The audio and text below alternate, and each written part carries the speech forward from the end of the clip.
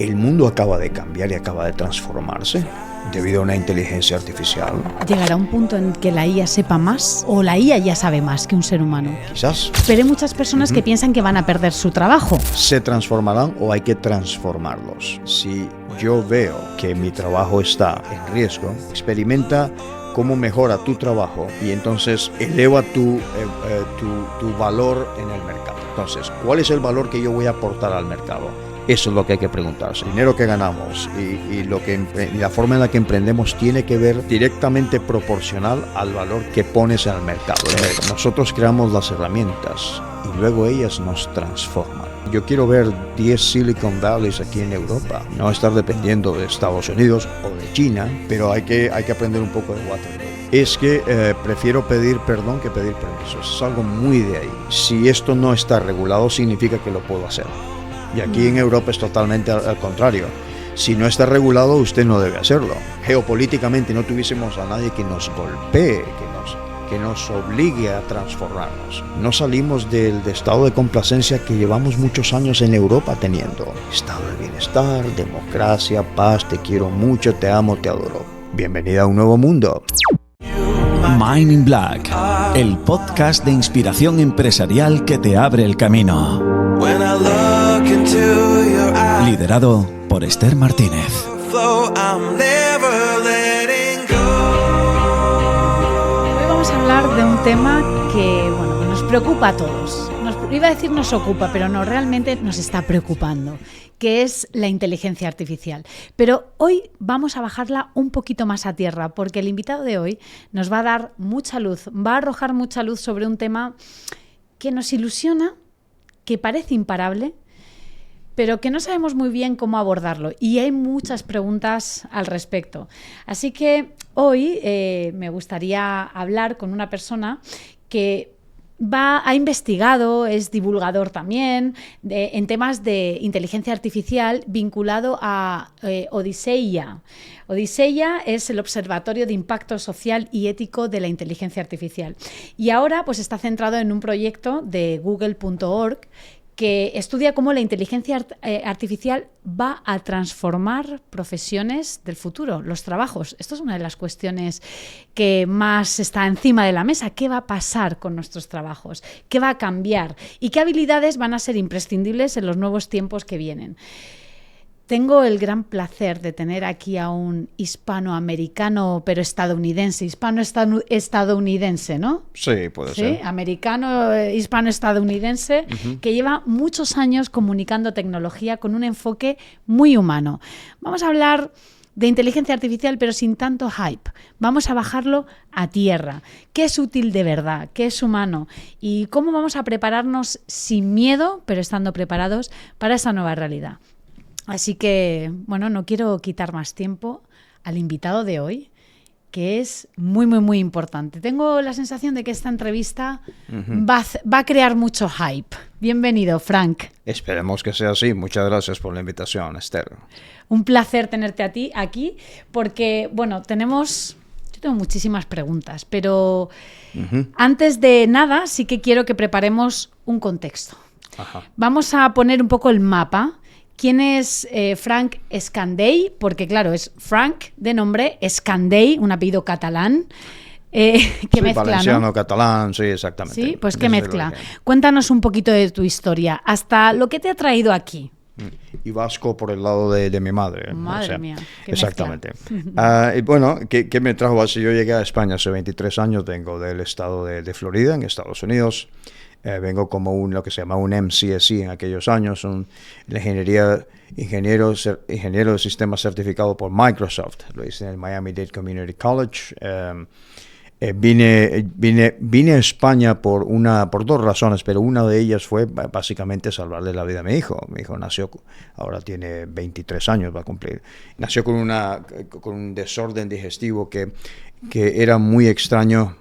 Era 1 en 10 millones y tratarlo iba a ser extremadamente complicado, y aprovechando la doble nacionalidad por mis padres, pues simplemente puse océano por medio y me vine para España.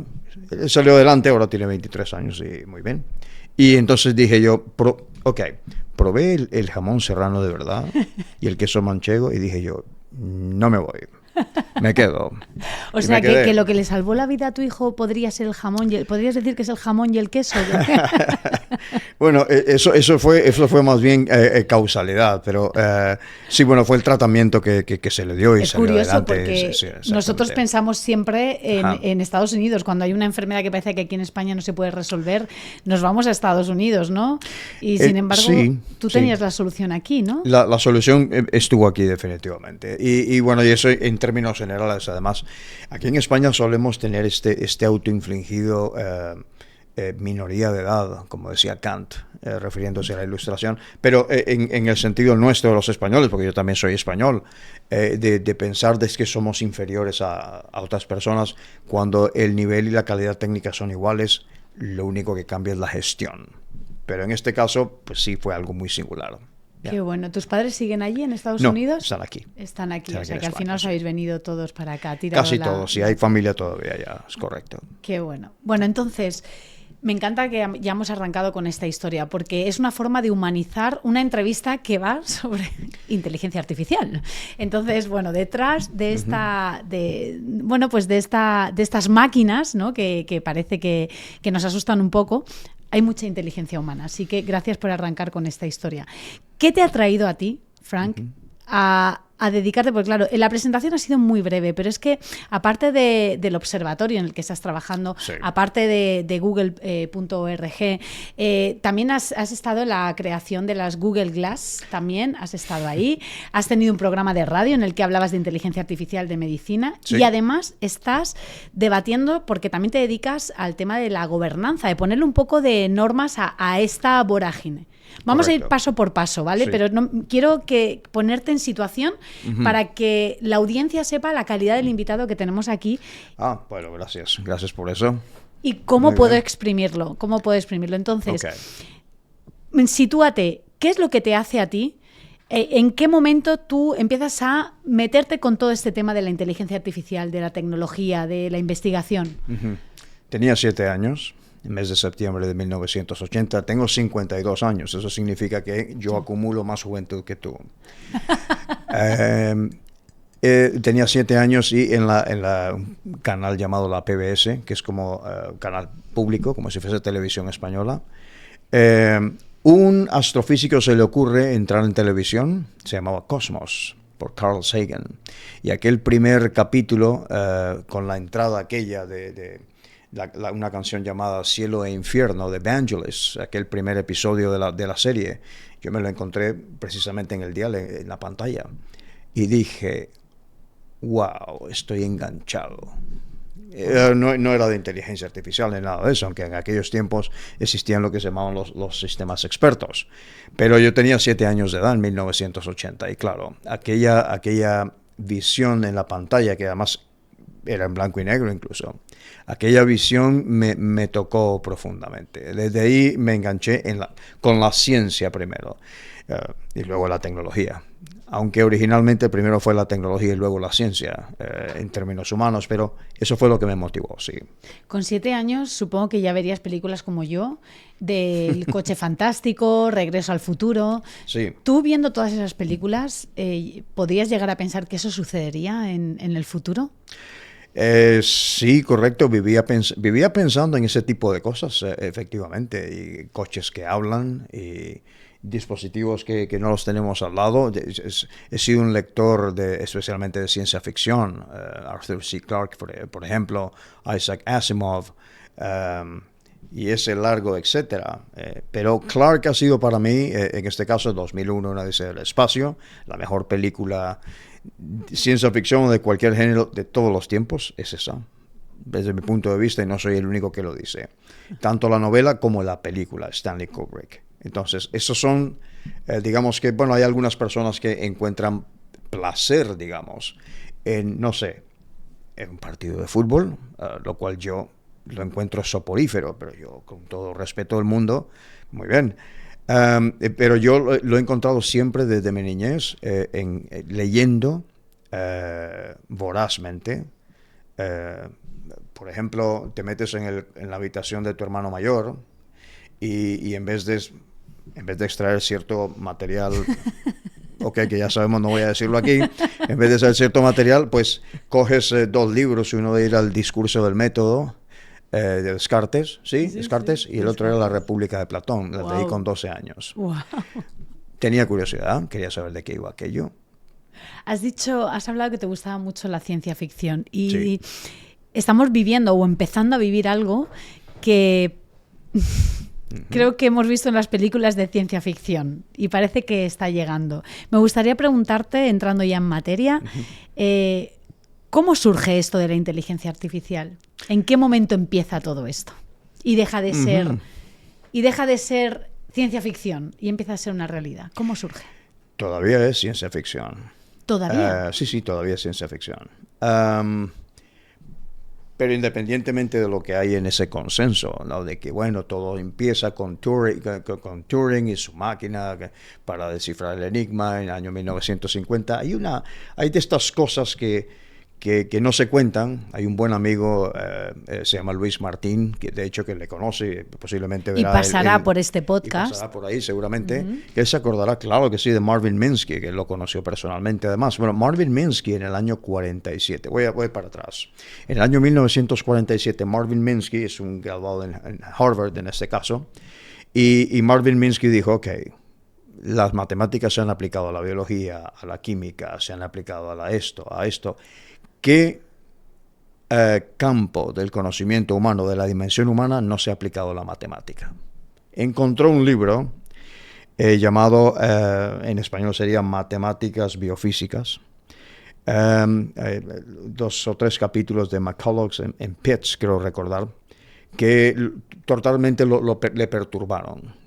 Y entonces concluyó que había un campo que no había sido explorado ni invadido por la matemática, las matemáticas en este caso. Y ese es el de la psicología. Yo he dicho, cuando me han preguntado, uno no es nadie, uno simplemente está trabajando ahí, haciendo su trabajo y saliendo adelante, como todo el mundo, pero inteligencia artificial es un término tonto en realidad, y eso ya lo sabemos, ahí en el año 55, además, producto de un cotilleo, no sé si la gente lo sabe, sí, iban a nombrarle como sistema cibernético, pero la palabra cibernética significa que tenían que incluir a un matemático brillantísimo llamado Norbert Wiener, y tanto John McCarthy como Marvin Minsky no podían ni verlo en pintura, y te pusieron inteligencia artificial, y no sistema cibernético, que hubiese sido un nombre incluso más apropiado. Lo que sucede con esto es que, claro, le llaman inteligencia artificial, llega a la conferencia de Dartmouth y descubren que precisamente lo que ahí empieza es y esto es discutido y discutible, porque estuve recientemente en el mes de diciembre aquí en la Comunidad de Madrid, precisamente en una mesa donde una experta dijo, no imita, bueno. Y otro de los panelistas que estaba ahí, pues yo sí estoy de acuerdo. Básicamente en que si le cambiamos el nombre a la inteligencia artificial, si hubiese dependido de mí, yo le hubiese llamado algo así como arqueomatematización psicométrica. Es que son más difíciles. Sí, imagínate tú decirle a la gente, voy a ir a un evento de se enreda la lengua inmediatamente y ya no se puede decir. Acabamos antes diciendo IA. Sí, exacto, IA y se acabó. Es que es un nombre también muy comercial, ¿no? Exactamente, sí, es comercial, de eso se trataba. Entonces, de lo que se trataba es que se empezó entonces un camino de conocer cómo funciona nuestra mente y no sabemos exactamente lo que es la palabra mente, no sabemos lo que es, no existe ni una sola definición absolutamente científica de qué es mente. Pero cómo funciona, por lo menos cómo funciona por sus efectos y tratar de reproducir esos efectos que tiene, reproducirlos matemáticamente. Entonces, por supuesto que entonces imita, emula y simula la mente humana. Eso es lo que estamos haciendo ahora mismo. Imita, emula y simula. Y simula las acciones de la mente humana. Y por supuesto que eso tiene que ver con algo que es físico, que es nuestro cerebro, lógicamente. Y todavía es un gran misterio. No sabemos, nos está enseñando la IA cómo funciona las diferentes y la infinidad de conexiones sinápticas, es decir, entre las neuronas de nuestro cerebro, que eso es cuántico prácticamente, pero que pueden producir todas estas conexiones que son impredecibles, son caóticas totalmente. Y estamos aprendiendo a conocerlas a través de la IA. Llegaremos, quizás, a conocerla en su totalidad. Quizás. ¿Llegará un punto en que la IA sepa más? O sea, o la IA ya sabe más que un ser humano. La IA procesa información, procesa los datos que le damos, ¿ok? Es decir, depende de nosotros. Es una herramienta y, como decía Marshall McLuhan allá en los años 60, es una extensión de nuestro sistema nervioso. Lo es. Es decir, en nuestro sistema sensorial no podemos hacer lo que hace, que es procesar información con esa velocidad. Y en este tipo de IAs o de inteligencias artificiales que hay ahora, según el tipo, pues son más o menos exactas, como sucede con la generativa, que es el ChatGPT, esto que se pone con el prompt y demás. Entonces, de lo que se trata, la lectura profunda aquí es que estamos en una época, además, en la que, a través de la IA generativa, en la que hay que aprender no ya a responder, que es lo que hemos estado haciendo los últimos 2500 años desde la Revolución Jónica, que es cuando nace la filosofía, etcétera, sino que otro ejercicio que es al revés, que es aprender a preguntar. Que la IA nos pregunte a nosotros. No, nosotros estamos aprendiendo a formular preguntas. Otra vez, porque la filosofía nació así. Claro. Vamos a formular otra vez preguntas. Y la manera en la que formulamos esas preguntas, la IA va a no solamente aprender qué es lo que le estoy preguntando, sino a responder apropiadamente, digamos. Que de alguna manera nosotros también nos estamos entrenando en algo que habíamos perdido, ¿no? O sea, lo habíamos extraviado, digamos. Está todo el mundo respondiendo. Ahora, haz la pregunta correctamente. Por ejemplo, tú dices, la segunda pregunta más peligrosa de la historia de la humanidad fue la de Minsky. ¿Qué otro campo del conocimiento humano no está siendo influenciado por las matemáticas? Respuesta, psicología. ¿Sabes cuál fue la primera? ¿Cuál? O sea, la pregunta más peligrosa de la historia de la humanidad. ¿Cuál? 1903, creo recordar, Ernest Rutherford, físico, hizo la siguiente pregunta. Dijo, ¿podría existir un protón con una carga neutra? La era nuclear o la era atómica empezó ahí, no en el proyecto Manhattan, porque de ahí vino y se descubrió el neutrón. Esa ha sido la pregunta más peligrosa de la historia de la humanidad. Se me está cayendo la mandíbula aquí. Estoy escuchándote hablar y... Es cierto, es decir, y no se toman en cuenta cosas tan sutiles que luego han tenido un efecto tal en la humanidad como fue Rutherford, que casi nadie lo conoce, a menos de que uno pues pierda el tiempo de los sábados en la noche leyendo o no sé, o informándose de las cosas que a uno le gusta. Y entonces vemos sus efectos ahora. Y tú sabes muy bien perfectamente, porque estuviste como anfitriona de un foro de energía precisamente, y se habló de eso ahí. El proyecto Manhattan. ¡Wow! El nuevo proyecto Manhattan. Como sí. dices tú. Sí, ¡Wow! Uf, es que me surgen tantas preguntas que sé que voy a ser incapaz de exprimirlas todas. Y aparte que me dejas así un poco, cada vez que hablas, me dejas así un poco como sacudida y tengo que volver a reestructurar mis neuronas. Bueno, esto de preguntar me va a venir a mí bien, de entrenar las preguntas, porque pues luego aquí yo hago como que vosotros sois ChatGPT y tengo que formular bien la pregunta. Exactamente. Pero hablando de ChatGPT, más allá de ChatGPT, porque claro, ahora estamos todos, IA, ChatGPT, no. Correcto. Hay muchas más cosas. ¿En qué ámbitos está hoy en día? ¿Cómo es el contexto? Esta ciencia ficción que tú dices que todavía es ciencia ficción, pero que está muy presente, más allá de ChatGPT, que está ahora mismo en nuestro día a día, con la que estamos conviviendo y no estamos dándole conciencia, es decir, no somos conscientes, pero está ahí. Es decir, ¿a dónde vamos? ¿Dónde estamos y a dónde vamos? Básicamente. Exacto, sí. Ok. Ahora mismo estamos padeciendo y no solamente en esta cuestión de la disrupción tecnológica, lo que hace unos 6, 7 años, me parece recordar, el profesor Sinan Aral en el MIT, en el Tecnológico de Massachusetts, publicó un libro al respecto, además. Llamó The Hype Machine, la máquina de la euforia. Es decir, la acción conjunta, especialmente de las redes sociodigitales, yo no le digo redes sociales, esto es una red social ahora mismo, esas son redes sociodigitales. Yo le llamo así. Que el otro nombre que has dicho que no sea, que es, repítelo. Que es una automatización psicométrica, pero eso es un invento mío, ojo. Es un invento mío que creo que lo describe mejor, o puedo estar equivocado, sin problema. Es decir, vamos a instaurarlo aquí. Una Frank. cosa es, por ejemplo, voy a poner un ejemplo para ilustrarlo. En la investigación que nuestro grupo 2.1, Grupo de Profesiones del Futuro, dentro de este proyecto llamado CAIRE, o el proyecto de los futuros digitales de Google.org. Esto estamos hablando ahora de donde estás, en Google ORG, ¿no? Este proyecto en el que estás trabajando. Con Google ORG, no en exactamente qué Odisea tiene, en este caso. Nosotros Perdona, Frank, quiero explicar muy bien, porque al final estos son conceptos que la audiencia, que para ti son muy evidentes, ¿no? Pero hay que aterrizarlos. Necesitamos aterrizarlos porque quiero que sepan muy bien qué se está trabajando, porque Odisea es un observatorio que ahora hablaremos de esto, pero ahora estamos en Google ORG, ¿verdad? Sí, y aquí trabajo con ellos, vale. Exactamente. El trabajo con ellos. ¿Qué es lo que ha sucedido?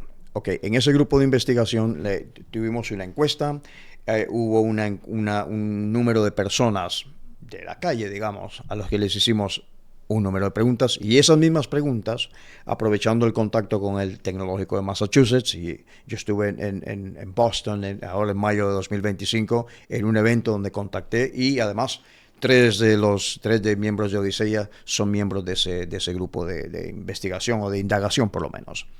Ahí hay personas directivas de empresas del S&P 500 de los Estados Unidos, es decir, las 500 mayores empresas de los Estados Unidos. Le hicimos esas preguntas a ellos también. ¿Puede responder esto?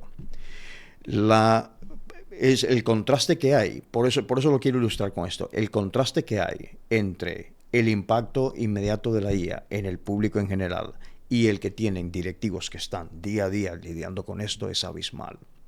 Es prácticamente 3 veces, la gente en general creemos que el impacto de la IA es 3 veces mayor de lo que dicen los directivos. ¿Qué significa eso? Que no es, ahí está la máquina de la euforia, no es todo este ruido que se está haciendo y todo este, a veces, humo que se está vendiendo de que nos quita el trabajo, va a hacer esto, logra hacer esto, y no es cierto. La gente que está trabajando con eso, además de una forma anónima, respondieron a las preguntas. Te está diciendo, pues califico de 0 a 10, ¿cuánto le das? Entre un 2 y un 3, las personas de a pie respondieron entre un 7 y un 8, el impacto inmediato.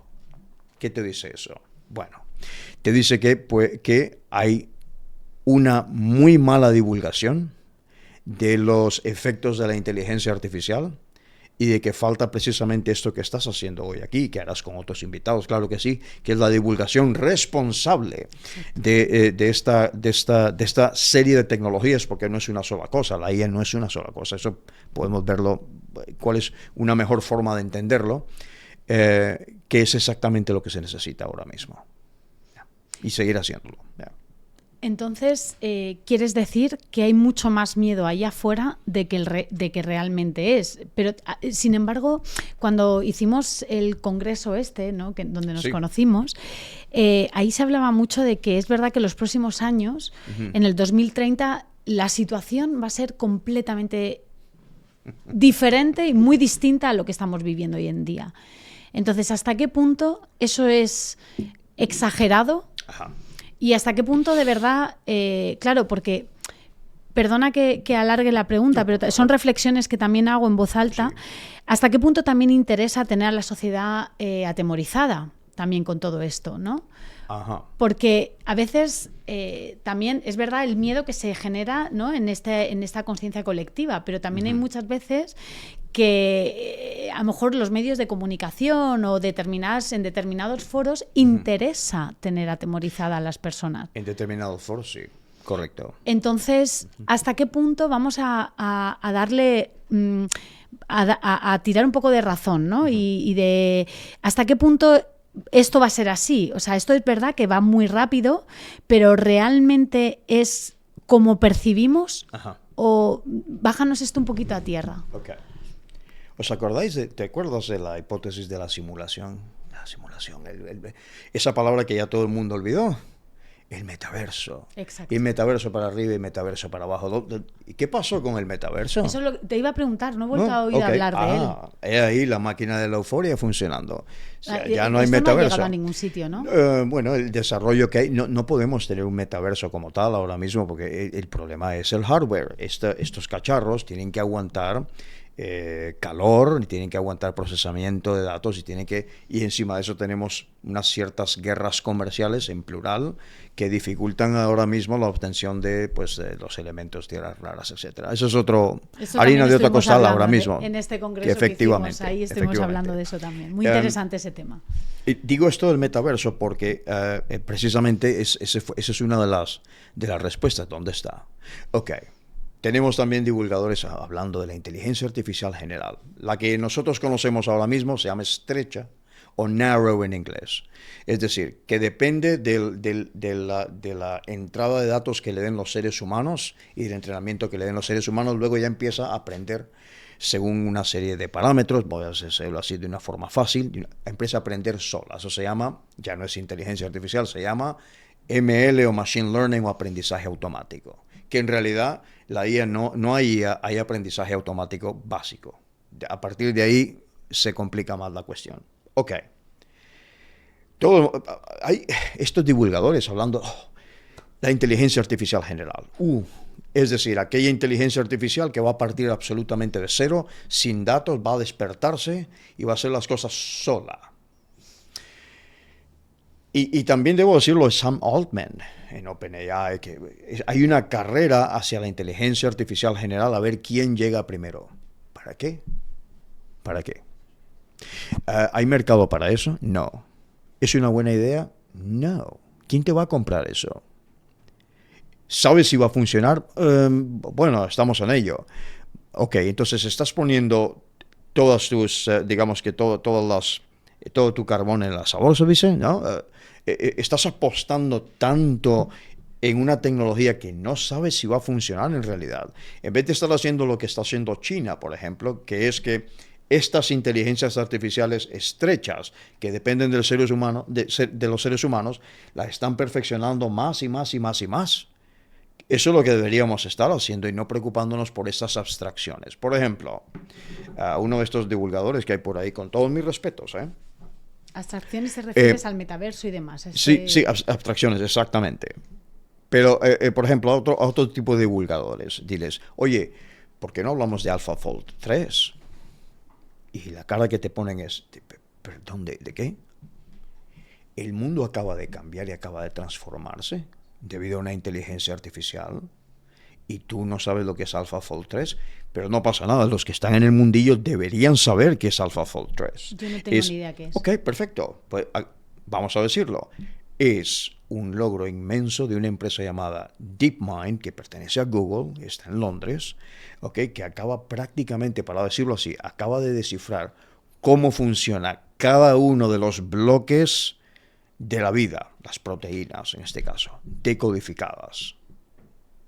Y nadie ha dicho nada de eso. Eso es totalmente un cambio de juego, es un cambio de paradigma. Y no se está hablando de eso. Demis Hassabis es uno de los ganadores, además de un Nobel de Química, fíjate. Un ingeniero en computación, no me gusta llamarle informática, es más correcto llamarle computación. Un ingeniero en computación como el brillante, pues ha sido uno de los recipiendarios de un premio Nobel en química. ¿Ok?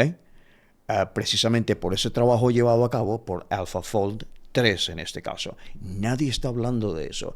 Podemos resolver en el término de tiempo y con la inversión, el problema de inversión no tienen, pero podríamos resolver cualquier enfermedad que existe en el mundo, podríamos llegar a resolverla. ¿Por qué no estamos utilizando nuestro tiempo en divulgar sobre eso? En vez de esas abstracciones de que, bueno, parece que está Skynet, ¿eh? Otra vez la ciencia ficción, parece que está Skynet ahí, esta siniestra computadora en Terminator, en Terminator, como se dice en español.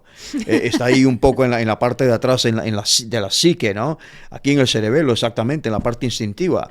Está ahí como acechándonos. Entonces, no estamos hablando de lo que realmente ya está hecho y está funcionando, sino de abstracciones. ¿A dónde va a llegar? ¿A dónde nos va a llevar? Debemos tener miedo. Miedo existe, incertidumbre hay, sí. Vamos a tener que lidiar con ella más todavía, y especialmente en los tiempos que corren. Entonces, he ahí un poco la forma de ilustrar dónde están áreas de conocimiento que ya están funcionando bien y otras donde no está funcionando. Has dicho, me parece súper interesante porque, si no he entendido mal, en esta última respuesta, de alguna forma quieres como bajar la intensidad del miedo y decir, cuidado, que estamos poniendo el foco demasiado en el miedo, en la preocupación, en qué va a pasar, en imaginarnos cómo los robots van a destruir el planeta, cómo se van a hacer, ¿no? Yo creo que eso es un poco la visión que tenemos de que si esto no se para, nos van a invadir los robots y va a acabar con la especie humana y demás. En vez de, no se está hablando de verdaderos logros donde la inteligencia artificial nos va a ayudar muchísimo, o sea, y puede resolver, de hecho, en el congreso donde nos conocimos, no sé si fuiste tú o qué ponente, que la IA había resuelto un problema matemático que lleva 300 años intentándose resolver. Correcto. No sé, ¿lo dijiste tú? No fui yo, no. Pero, es decir, estamos descubriendo maneras de erradicar enfermedades, de poner la IA al servicio, como tiene que ser, para hacernos, como tiene que ser, exacto, para hacernos una vida mejor. Más que la parte esta catastrófica del miedo, del pavor. Pero hay muchas personas que piensan que van a perder su trabajo. Hablemos de esto. Correcto. Hablemos de esto. Correcto. ¿En qué medida es para todas estas personas que dicen es que voy a acabar? Porque, por ejemplo, te pongo en contexto. Yo, por ejemplo, que me he dedicado durante toda mi vida a los idiomas, sí que es verdad que yo como titulación universitaria yo soy traductora e intérprete, es verdad que un traductor o un intérprete, salvo, es verdad que ahora en los ámbitos de traducción jurada, que necesita un sello de un intérprete jurado, ahí todavía no hay una máquina que te selle de una forma jurada, pero sí que es verdad que en este gremio, yo hace muchos años que no me dedico a la traducción ni a la interpretación, pero obviamente sé que esto ha sido una amenaza para muchos de mis colegas. Correcto. Y en este caso sí que es verdad. Pero, por ejemplo, mucha gente dice, uy, yo me dedico, uno de mis negocios son formación en idiomas. Y mucha gente me dice, es que llegará un punto en que tú ya no harás falta. Ok. Aparte de contestarme a esta pregunta, que también me inquieta. A todo el mundo. No se inquieta. No se inquieta, ¿eh? Pero, ¿qué más trabajos, de alguna manera, de verdad, si están sufriendo una amenaza y si de verdad esta amenaza es real? Adivina qué tipo de trabajos o qué sector es el que precisamente está siendo más disrumpido por la inteligencia artificial. El sector del conocimiento, es decir, el sector del cual nació la IA, es el que está disrumpiendo más. Es decir, ya un ingeniero full stack, por ejemplo, por decírtelo así, un ingeniero informático, como se llama aquí, ¿no? Computador. O computacional me gusta a mí, pero bueno, computer engineer, que estos términos en realidad vienen del inglés, de donde nació todo, nació ahí. Si solamente sabes hacer eso, ok, te vas a ver muy limitado. Sabes tú perfectamente. Hay una palabra que es en alemán, de hecho. La palabra que es igual en inglés, que es gift. G-I-F-T. G-I-F-T en alemán, por ejemplo, significa regalo y significa veneno. También significa veneno. Es tuyo si puedes asumirlo. Es decir, que esto va a traer consigo grandes beneficios si tienes el valor de arriesgarte. Voy a volver a Marshall McLuhan otra vez, esta gran voz de los que habéis estudiado comunicación o periodismo, conocéis a Marshall McLuhan, por supuesto.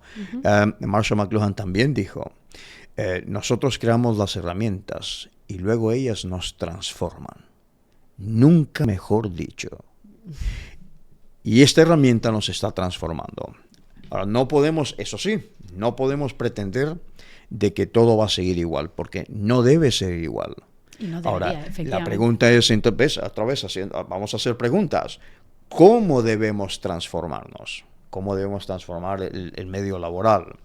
Sí, con educación tanto horizontal como vertical, es decir, en mi misma línea o voy a otra línea y aprendo otra cosa. Y eso es una de las cosas clave. En este foro que yo asistí como panelista en diciembre, había un gran número de estudiantes en la Universidad Francisco de Vitoria, aquí en Madrid. Y yo les dije, ¿cuál es el mayor? Hay una cosa que se llama libro, tiene papel y tiene cosas escritas ahí, y hay una cosa que se llama lápiz o bolígrafo, ¿ok? Úsalo también. Pero no porque sea una cosa de un carcasas o de un... alguien quiso decirme viejo, digo, yo soy más joven que tú. Si no se trata de que son diferentes formas de cognición que no se deben perder y que de hecho, si tú eres muy rápido también tecleando, tú debes ser también igual de rápido escribiendo, porque el acto de escribir conscientemente, que tienes que estar viendo que la letra está bien hecha, eso... son otro tipo de conexiones neuronales que te van a ayudar a ti, parece que no, pero van a ayudarte a ti a ser más productivo en este mundo que están haciendo apenas. Entonces, la pregunta es, ¿cómo nos vamos a transformar? Lo que más va a doler es en el ámbito de la política. Sí, el ámbito de la política, pero lo digo por esto, porque si no, las personas que estén viendo, vaya usted a su político o política local y hágale la pregunta, oye, ¿me puede usted decir qué es la política? Seguramente se va a explayar 10, 15, 20 minutos explicando lo que es política. Bueno, mejor así, es la ciencia, luego el arte de gobernar el Estado. Ya está. A partir de ahí, respondiendo de esa manera, tú dices, ok, ¿cómo nos vamos a gobernar? Entonces, con una respuesta tan simple y tan correcta, ¿cómo nos vamos entonces a gobernar a partir de aquí? Y pongo el punto en esta afirmación que acabo de hacer con la Unión Europea, donde nosotros aquí, Odisei en este caso, pues ha estado trabajando años ya, en el sentido de lo que sí ha sido la regulación, luego que ha cambiado la regulación, todo ese reglamento de inteligencia artificial a nivel europeo y todo eso. Grandísimos profesionales en el ámbito legal también, como miembros de Odisea, tanto individuales como institucionales, pero que no solamente va de regulación la vida. Yo quiero ver 10 Silicon Valleys aquí en Europa. No estar dependiendo de Estados Unidos o de China, yo quiero verlos aquí. Pero sí, la regulación y todo eso, porque bueno, somos muy napoleónicos en la Europa continental, pero hay que aprender un poco de Waterloo. Esto es otra de las preguntas que tengo para hacerte, otra de las facetas. Pero bueno, antes de pasar, quiero que a ver si estoy en lo cierto, porque de alguna forma le has dado mucha coherencia a algo que yo siempre respondo con el tema de los idiomas, y esto hago especial hincapié porque a mí me interesa personalmente. Cuando muchas personas me dicen que dentro de nada, pues es que ¿para qué quiero aprender idiomas, no? En este caso, ¿para qué quiero aprender idiomas? Si yo dentro de nada voy a tener un chip o voy a tener un pinganillo que me va a ir traduciendo al mismo tiempo, ¿no? Entonces, nos estamos acomodando en esa parte. Yo siempre apelo justamente a lo que tú has dicho, o sea, que hay una parte que no debemos de olvidar, que estamos con todo el tema digital, pero que no se nos olvide leer un libro, escribir una carta, porque a nuestro cerebro, con tanta tecnología, de alguna forma yo me lo imagino o lo visualizo atrofiándose. Sí. Hablar idiomas y yo siempre digo que te puede traducir un pinganillo, pero esto es como andar suelto o andar con muletas. Entonces, al final, el saber idiomas no solamente te va a dar libertad, te va a dotar de libertad, sino que además te va a ayudar a la agilidad mental, a que tu cerebro no se atrofie, porque me temo, no sé, y esto es una suposición mía, Sí, correcto. que dentro de un tiempo, y además ya lo vemos en los niños, que están todo el día con los móviles, aparte de que creo que el ser humano va a mutar a tener la postura del mono, ¿no? Del mono primitivo, Sí. volvamos a volver a esa postura encorvada, Sí. vamos a tener muchos problemas de visión, no vamos a pensar, porque Sí. esto pasa. Yo tengo 3 hijos y Ajá. le tengo muy limitadas las pantallas. Correcto. Pero cuando tienen hora de pantalla, después les hago alguna pregunta y se quedan como aturdidos. Sí. Entonces, ¿en qué medida sí? Y volviendo al tema de los puestos de trabajo, Ajá. ahora te he presentado, por ejemplo, a Dan Aragón, que sabes Sí. que también es un amante de la inteligencia artificial. Él en la industria de la música le han preguntado mucho esto también. Correcto. ¿Qué va a pasar, ¿no? Que cuántos puestos de trabajo va a acabar, va a terminar la inteligencia artificial con la música o con lo que sea. Entonces, él siempre decía lo mismo, dice, no hay que preocuparse. O sea, por la inteligencia artificial. La inteligencia artificial no le quitará el puesto a aquel que no sepa integrarla en lo que está haciendo. Eso en parte es correcto, sí. Porque Es al correcto. final, yo, por ejemplo, a mí me da mucha velocidad en muchas cosas. Correcto, sí. Ahora Así mismo es. pienso un copywriter, por ejemplo, un copywriter que hasta hace 2 años era un trabajo súper demandado, hoy en día ya no lo es tanto, porque tú le preguntas a ChatGPT y te hace el copy de una publicación y de lo que sea. Pero, ¿qué sería de un copywriter manejando ChatGPT y modelándolo con esa parte emocional humana? Porque la comunicación Claro. es emoción. Efectivamente. Sí. Nada, Ok. simplemente apunta sobre esto Sí. y ahora me explicas también que has dicho, en parte tienes razón, Dani.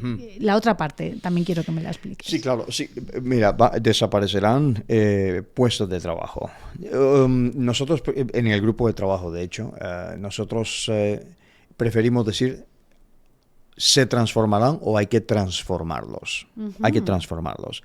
¿Cómo se hace eso? Pues encontrando, no, lo que no debemos hacer es correr al Estado, precisamente porque, pero no es por nada, los políticos están en su mundo de gestión y cómo tienen que gestionarlo ideológicamente incluso, y entonces a veces no tienen no tienen la sapiencia ni la disposición para gobernar estas cosas de una forma aterrizada. ¿Qué significa eso? Okay. Que tienes que comenzar con el individuo. Si yo veo que mi trabajo está en riesgo, quien debe tomar, porque en la política va a llegar mucho más tarde, quien debe responsabilizarse eres tú.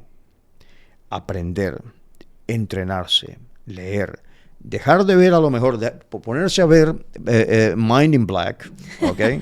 Informarse correctamente de las cuestiones, y entonces empezar a experimentar. Eso es muy significativo. Experimenta cómo mejora tu trabajo y entonces eleva tu valor en el mercado. Cuidado. Sí. Hay personas que pueden escuchar esto. Yo sé que aquí en España este tipo de cosas a veces molestan. Pero ¿cómo que es que yo no valgo nada? No. Todos valemos, pues somos seres humanos. Pero lo que ganamos en el mercado, el dinero que ganamos y la forma en la que emprendemos tiene que ver, es directamente proporcional al valor que pones en el mercado. El mercado somos todos. No es un concilio de señores ahí oscuros con traje que están ahí fumando puros, como se ha educado demasiado tiempo aquí en España, desafortunadamente. Los mercados somos nosotros. Nosotros manejamos los mercados. Entonces, ¿cuál es el valor que yo voy a aportar al mercado? Eso es lo que hay que preguntarse. Tiene que ser individual. Luego puede ser a través de una misma empresa o una gran empresa. No puedo divulgar el nombre, hay una gran empresa en banca, en este caso, que solicitó 50.000 licencias profesionales de ChatGPT y las distribuye como una lotería a través de los diferentes departamentos y divisiones. Dice, experimenta y dime para qué te sirve, si te sirve de algo. Están experimentándolo de esa forma y luego publicarán al respecto, no sirve para esto o no nos sirve para nada. También puede suceder que no te sirva para nada en tu trabajo la IA. Un fontanero ahora mismo por ejemplo, que es un trabajo muy demandado además, ahora mismo van a ser no los nuevos es... ricos. Sí, posiblemente, sí, los electricistas, este Sí, tipo de sí. personas, los trabajos manuales que son los que menos problema van a tener en ese sentido, menos incertidumbre van a enfrentar. Repito, es el sector del conocimiento. Eso por una parte. Luego ese punto anterior, yo acabo de decirlo hace unos minutos algo de la hipótesis de la simulación, que si existe la simulación, adivina qué. ¿Qué? Sí, vivimos en una simulación. Ajá. Está aquí. Es la lengua que hablamos. Esa es la simulación. La simulación, es decir, nuestra visión del mundo está determinada por el idioma que hablamos y la riqueza y la expresión de ese idioma. Si tú hablas otros idiomas, estás permitiendo a tu visión del mundo ser enriquecida con una literatura que antes no conocías, con una serie de interacciones humanas que no conocías, conociendo directamente costumbres que tú no conocías, y por lo tanto, ¿y qué tiene que ver eso con la inteligencia artificial? Todo, porque luego tú tienes que interactuar, y entre más sepas, más experiencia humana tengas, más productivo serás con esa herramienta que se llama inteligencia artificial. Eso sí que está siendo probado. Wow. Exacto. Esto lo voy a usar como anuncio, ¿vale? Para los Okay, cursos de inglés, ¿no? Okay. Esto lo voy a usar como anuncio, ¿vale? Para los cursos de inglés que tenemos. Sí, de hecho, sí, estaba pensando perfecto. en hacer esta entrevista en inglés y luego poner ahí, si quieres saber lo que ha dicho Frank, ¿vale? Pues ya sabes, apúntate a uno de nuestros We'll do it cursos. next time, that's fine. Yeah, we will do, of course. This is not the last time, you Not the know. last time, no. Vamos a otra parte que ya lo has mencionado y vamos a esa parte de Odiseia, ¿vale? Que es la parte de gobernanza, ¿vale? Ahora mismo la situación, Frank, lo has dicho tú, lo has adelantado. Mientras Europa está con el ADN napoleónico, donde queremos regularlo todo, donde estamos dormidos regulando y no avanzando en la inteligencia artificial, porque hasta que esto no se regule, señores, vamos a poner aquí límites, vamos a poner normas antes de seguir. Exacto. China y Estados Unidos nos están adelantando por la derecha. Y por la izquierda, y por adelante, y por detrás, y por el Porque medio. dicen, bueno, aquí no hay nada regulado, pero yo tiro para adelante, para adelante, para adelante y ya se regulará. Correcto. Entonces, vamos a entrar en la parte de hasta qué punto es mejor una posición que otra. ¿Es mejor parar todo esto un momento, vamos a regular y seguir? ¿O es mejor tirar todo tieso, como decía un jefe mío, todo tieso, para adelante y ya se regulará? Esa es una forma, por ejemplo, en la que funciona Estados Unidos. Siempre ha funcionado así. Es decir, si esto no está regulado, significa que lo puedo hacer. Y aquí en Europa es totalmente al contrario. Si no está regulado, usted no debe hacerlo. ¿Entiendes? Qué Entonces, curioso. aquí Sí, parte del credo, ese credo no escrito de Silicon Valley, donde yo he tenido que trabajar con una empresa española en la que estuve años trabajando directamente con Google, precisamente ahí en Silicon Valley. Es que prefiero pedir perdón que pedir permiso. Es algo muy de ahí. Digo, voy a hacer esto, voy a lograr esto, y luego entonces, ok, pero le hablo ahora a la gente que dice, es que sin regulación que nos van a arrollar, nos van a dar nuestros datos, ok, está bien, eso es muy lícito y es legítimo. Pero si nosotros no tuviésemos a alguien, no tuviésemos a vamos a decir, un ente, bueno, ente es un poco raro, o geopolíticamente no tuviésemos a nadie que nos golpee, que nos obligue a transformarnos, no salimos del estado de complacencia que llevamos muchos años en Europa teniendo. Estado de bienestar, democracia, paz, te quiero mucho, te amo, te adoro. Bienvenida a un nuevo mundo. Te voy a zarandear, I'm gonna rattle your cage, como se dice. Te vamos a dar por todos lados. Voy a sacudir tu sacudirte. jaula, a ver si el pajarito canta. El pajarito no está cantando bien, el pajarito somos nosotros. Pero no solamente Estados Unidos, China lo está haciendo a su manera también. A ver qué es lo que vamos a cantar nosotros. Y tenemos que aprender a cantar de otra forma. Y eso significa, repito, lo que dije al principio antes, nuestro nivel técnico es igual y a veces hasta superior, pero nuestra gestión es nefasta. ¿Y qué va a pasar? O sea, ¿en qué punto estamos? Estos Estados Unidos y China van a una velocidad de vértigo y nosotros vamos a velocidad de tortuga. ¿Qué va a pasar en unos tiempos? O sea, ¿nosotros todavía estamos a tiempo de subirnos a esa ola en Europa o ya llegamos tarde? No, estamos tarde. Estamos tarde. Vamos a tener que hacer nosotros un mercado propio interno porque el cambio de paradigma, el cambio digamos que de ético incluso, hablo de los valores, ¿no? Es tal que tienes que simplemente ponerte en el plan de decir, ok, voy a imitar en esto a los americanos y a los chinos les voy a imitar en esto, por ejemplo. Y bajar los impuestos, dejar que las empresas innoven tranquilamente. Tenemos muchísimo potencial, pero soy testigo directo de eso, de lo que tenemos en Europa, y tenemos un brain drain que se llama, es decir, se están yendo los cerebros y los genios se están yendo de Europa porque es que no se puede. Lo que no se puede es pensar de que es que el Estado tiene que ser el gestor de los bienes, el dinero público. Y no quiero meterme en política, pero una ministra dijo que el dinero público no era de nadie. No, disculpe. El dinero público es de los contribuyentes, de los que pagamos impuestos. Y por lo tanto, si usted no lo está haciendo diligentemente, usted debe devolverlo, en el sentido de que una rebaja en los impuestos y que sean las empresas mismas las que empiecen a gestionarse mejor. Usted sirva como un mediador, que eso es. Yo soy un libertario, en muchas de mis facetas soy un libertario, y se deja tranquilo a las empresas. Tú sirve como un mediador donde sí hay una regulación. Debería ser así. Hay una regulación mínima, racional, perfecta. Deja que las empresas innoven y deja que las empresas produzcan empleo de calidad y contribuyan al bien común. Ciencia ficción, bueno, eso no era ciencia ficción, pero Ayn Rand es una de mis grandes lecturas.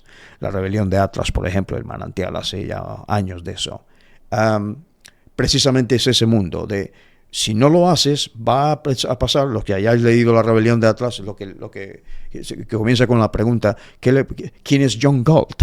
Entonces, los que lean la novela, dice Hank Rearden y Dagny Taggart, en este caso huyeron, eran los genios, empezaron a huir del país.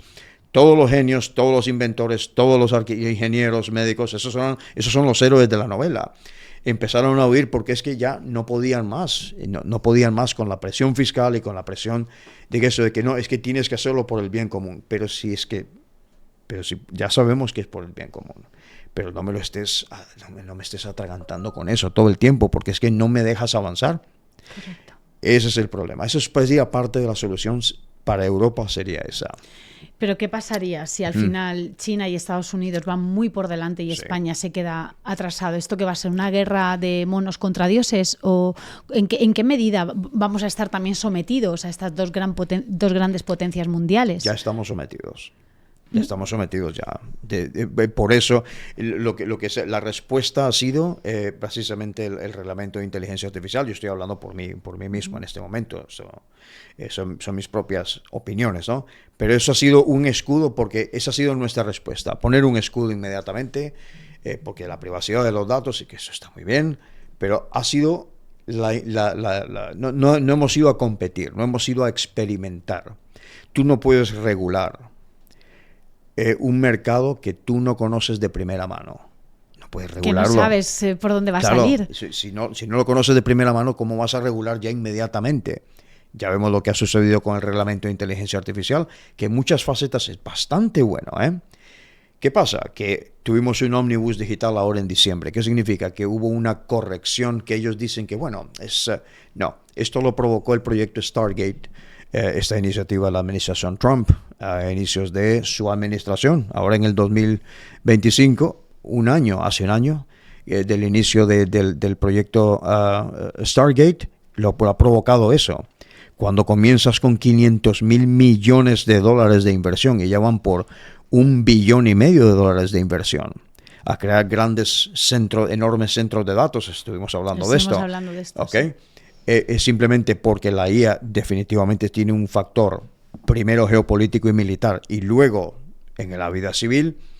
Claro, si nuestra respuesta es esa, lógicamente vamos a tener que, para poder componer algo en esto, vas a tener que rebajar tus estándares que no son los estándares. Y ya no solamente los estándares de inversiones económicas, sino también los estándares en cuanto a medio ambiente, porque claro, para mantener todos estos data centers hay un consumo de energía increíble, ¿no? El consumo de agua, el consumo de muchísimas cosas, que también en Europa estamos ahora también en este momento en el que también mirando mucho por el planeta, por el tema de la ecología, el tal no sé qué, y montar esos data centers, o sea, el que la inteligencia artificial vaya a esa velocidad también implica rebajar esos estándares medioambientales. O ajustarlos. Una de las cosas que sí puede hacer Europa, ahí está sucediendo de alguna forma, es la reapertura, y lo voy a decir así de claro, la reapertura de centrales nucleares. Eso es algo que podemos hacer en Europa. La apertura de centros de datos que están alimentados por estas centrales nucleares, esa puede ser una de las respuestas. ¿Ok? Servir un poco de ese nodo de centros de datos. Eso puede ser una de las respuestas, porque al fin y al cabo vas a tener que tener innovación. Computación cuántica, que es otro tema, eso es otra de las cosas que nosotros podemos hacer, que no es exactamente IA. Sí, sería buscar nuestro nicho en Europa, buscar nuestro nicho dentro de la inteligencia artificial. Que no se nos conozca en el mundo como reguladores, que se nos conozca en el mundo por otra cosa, porque así es como nos observan. Y no solamente en Estados Unidos, lo sé yo. Y me quedaría preguntándote mil cosas, pero hay una pregunta, porque ya nos quedamos casi sin tiempo, pero me gustaría hacerte una pregunta antes de llegar a la parte ya final, con respecto a la regulación. Sí. Es verdad que hay hablando del miedo que hablábamos antes, ese es un comentario muy extendido y yo he escuchado muchas veces, ¿va a llegar un día en el que las máquinas se vuelvan en contra de los humanos? ¿Qué va a pasar si esto no se regula, en este caso, y una máquina de repente un día decide matar a toda la humanidad, ¿no? Tipo las películas, ¿no? de los robots que conquistan la Tierra y que entonces... No está regulado porque es un mercado, como tú bien decías, que todavía no se sabe y que todavía hoy en día sigue siendo ciencia ficción, no está regulado, pero ¿qué bases hay? ¿Qué bases hay hoy en día con el tema de la creación de IA? Porque aunque no esté regulado, supongo que hay ciertas bases para evitar. ¿Y qué bases hay y en qué medidas se están cumpliendo? Ok. ¿En dónde? ¿Aquí en Europa, dices? ¿O a nivel global? ¿Porque no son las mismas bases? No, definitivamente no tenemos las mismas bases. China tiene su propio, digamos, reglamento de inteligencia artificial, que primero se hizo primero que el europeo. El europeo no fue el primero en el mundo, que yo vi bombos y platillos. El primer reglamento no es correcto. El más completo sí puede ser, eso sí, pero no fue el primero. ¿Y qué dicen los chinos? Sí que me interesa saber qué dicen los chinos, los americanos y los europeos. Los chinos utilizan la inteligencia artificial de puertas para adentro. ¿Okay? No comparten nada. O muy poca cosa, pero no comparten nada. China siempre ha sido así. China no es nada nuevo. China es una gran comunidad, es un alma comunitaria, vamos a decirle así, ¿okay? Y entonces va a preocuparse primero por legislarse ellos. Y si alguien le quiere seguir, que le siga. ¿Ok?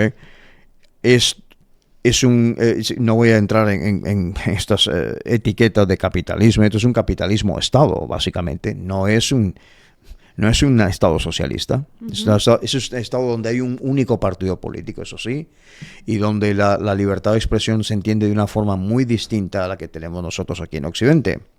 Y por la otra parte, Estados Unidos, que ha vuelto con la administración Trump sí un poco a los orígenes de cómo Estados Unidos nace, que nace a través de la autoridad de los estados, no de la unión de los estados, que es Estados Unidos, sino que cada estado tiene la potestad de manejarse y de competir con el estado que está justo al lado, y de competir si es preciso. Entonces, no estoy diciendo que una cosa sea mejor que la otra o sea peor. Lo que estoy diciendo es que nosotros tenemos que encontrar la forma de gestionarnos sin que tenga que ser solamente regulación. En el caso de los Estados Unidos, deja un poco más el margen a que los estados lo hagan y que las empresas lo hagan por sí mismas. ¿Ok? Claro. Que las empresas tienen, por ejemplo, nosotros tuvimos en Odisea, hace 4 años o así, fue la primera vez que se publicó una guía GUIA, precisamente, donde 4 enormes empresas, digamos que compartieron la forma en la que se autolegislaban antes de que hubiese reglamento de inteligencia artificial, cómo se estaban legislando ellas, todas ellas americanas, pero con sede en España, y cómo se estaban ellas legislando en el sentido de la inteligencia artificial. Y es brillante el análisis. Pero bueno, supongo que teníamos que hacer algo a nivel político que fuese increíblemente, digo que muchas cosas excesivo, por lo que yo he podido aprender con los expertos legales magníficos que tenemos en Odisea, que desde mi punto de vista es excesivo. No se necesita hacer tanta cosa ni tanta traba. ¿Algún día podríamos estar gobernados por una inteligencia artificial? ¿Que el político sea una IA? He visto casos en los que podría ser hasta un acompañante, podrían ser muy buenos asesores, con estos agentes avanzados de inteligencia artificial. Otra cosa es que se el llaman, político humano le haga caso, ¿no? Es que, bueno, sigue siendo así el caso, es decir, hay asesores humanos ahora mismo que le dicen eso es experiencia propia, porque yo le he sido. Asesores humanos que le dicen a la dirigente político esto y lo otro, aquí está toda la evidencia, y hace exactamente todo lo contrario. 179 grados, no 180. 179 grados la otra cosa.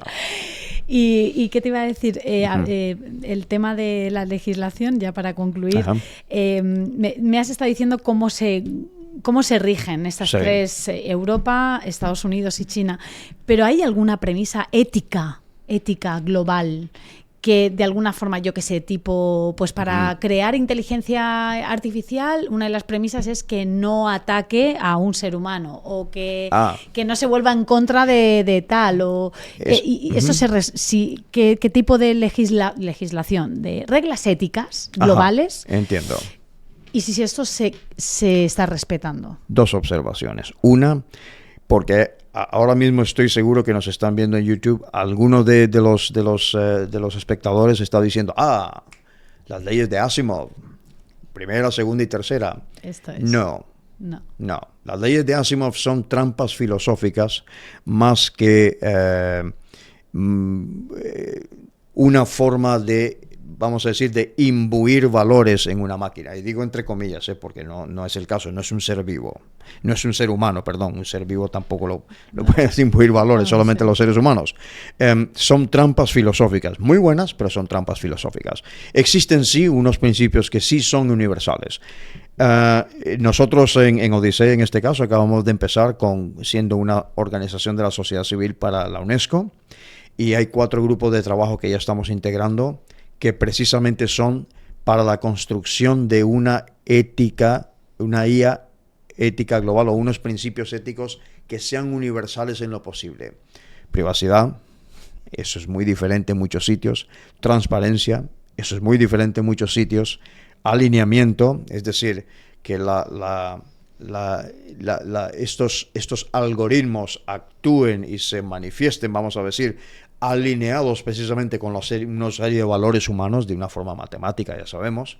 Al alineamiento, y eso también todo esto es diferente, depende de la región en la que estés hablando. Claro. Tú no puedes ir y también depende de la persona, es que es muy subjetivo, ¿no? Y incluso entre personas, y pues imagínate entre regiones del mundo que son culturalmente distintas. Claro. Entonces, lo más universal posible, sí, pero si tú hablas de libertad, una cosa muy diferente es libertad en China o en, no sé, Australia es un país occidental, pero no sé, India, ¿ok?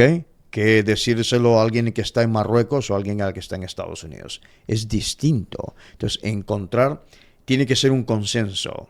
Definitivamente tiene que ser un consenso. Ahora mismo no es un momento de consenso, es un momento de enfrentamiento. Y ya eso es otra conversación, pero especialmente la administración Trump, que parece haber aprendido de la Pax Romana.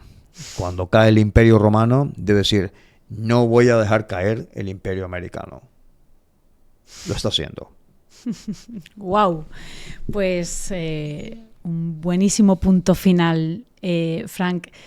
Estoy súper agradecida de tenerte aquí. Igualmente. Me ha encantado, te digo, me quedan muchas preguntas, así que estás súper invitado a venir otra vez, porque creo que es un momento de arrojar luz también.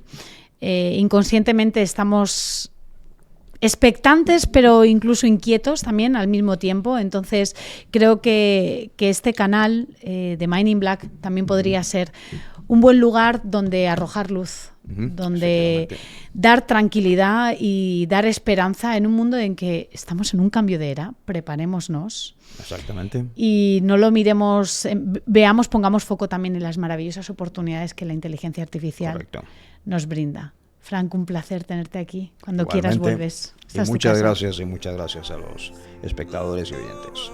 Gracias a ti. Thank you very much. You are welcome. Si te ha gustado este episodio, ayúdame a que llegue a más personas. Y recuerda esto, las oportunidades brillantes esperan a quienes se atreven a comunicar. Así que si quieres aprender a comunicar desde tu parte más auténtica para crear un impacto en tu audiencia, ponte en contacto conmigo a través de redes sociales o por correo electrónico, justo el que aparece aquí debajo en la descripción de este episodio.